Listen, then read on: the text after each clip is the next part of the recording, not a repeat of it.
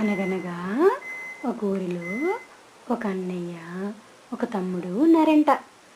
పాపం వాళ్ళ తమ్ముడు వాళ్ళ అన్నయ్య దగ్గర డబ్బులన్నీ లాగేసుకొని వాళ్ళ అన్నయ్యని బయటికి గంటేశారంట. పాపం వాళ్ళ అన్నయ్యకి డబ్బులు ఏమీ లేక అడవిలోకి వెళ్ళి అడవిలో పుల్లలు కొట్టుకుంటూ జీవిస్తున్నాడంట. ఒకసారి రోజు వెళ్ళేటప్పుడు భోజనం పట్టుకెళ్ళాలి కదా, మధ్యాహ్నం తినడానికి.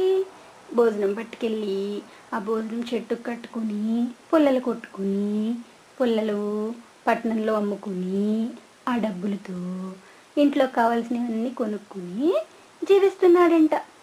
ఒకసారి పుల్లలు కొట్టడానికి బయలుదేరుతున్నాడంట. ఇంట్లో పట్టుకెళ్ళడానికి భోజనం లేదంట.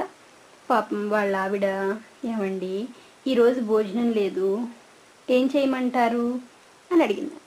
ఏదో ఒకటి చెయ్యి అన్నాడంట. అప్పుడు ఇంట్లో పుచ్చిపోయిన మినువులు, కొంచెం బెల్లం, కొంచెం నెయ్యి ఉంటే తీసుకొచ్చి బాగు చేసి సున్నుండలు చేసిందంట. 4 సున్నుండలు అయ్యాయంట. ఆ 4 సున్నుండలు మూట కట్టి వాళ్ళ భర్తకి ఇచ్చిందంట. ఆయన ఆ మూట తీసుకెళ్ళి ఒక చెట్టుకు కట్టి పుల్లలు కొట్టుకుంటున్నాడంట. అప్పుడు ఒక 4 దేవతలు ఆ దారి గుండా వెళ్తున్నారంట.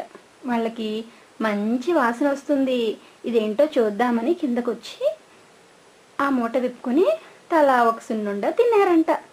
అరేరే, మనము సున్నుండలు తినేసామే, పాపం అతనికి ఆకలేస్తుందేమో, ఎలా అని ఒక బంగారపు చెంబుని ఆ మూటలో కట్టి వెళ్ళిపోయారంట. పాపం ఆకలితో ఉన్న అతను పుల్లలు కొట్టిన తర్వాత తినడానికి మూట విప్పుకున్నాడంట. మూటలో సున్నుండలు లేకపోగా బంగారపు చెంబు ఉందంట. అతనికి కోపం వచ్చి బంగారపు చెంబుని గిరాటు కొట్టాడంట. అది దొల్లుకుంటూ వెళ్ళి కింద ఎంత దూరం దొర్లిందో అంత దూరం అన్ని ఆకులు వచ్చి ఆకు నిండా పంచభక్ష పరమాన్నాలు వచ్చాయంట. చాలా ఆనందపడి కడుపు నిండా తృప్తిగా తిని ఇంటికి పట్టుకెళ్ళి వాళ్ళ భార్యని పిల్లల్ని కూర్చోబెట్టి వాళ్ళ ముందు చెంబును బోర్లించాడంట. ఒక్కొక్కళ్ళ ముందు ఒక్కొక్క పెద్ద విస్తరాకు వచ్చి అందులో పంచభక్ష పరమాన్నాలు వచ్చాయంట. అందరూ తృప్తిగా భోజనం చేశారంట. సరే, ఊర్లో అందరినీ పిలిచి భోజనాలు పెడదామని అనుకున్నారంట.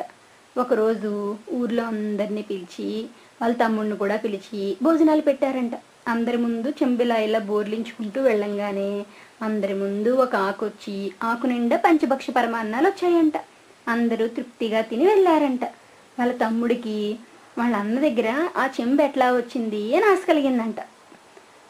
అన్నయ్య, నీ దగ్గరికి చెంబు ఎట్లా వచ్చింది అని అడిగాడంట.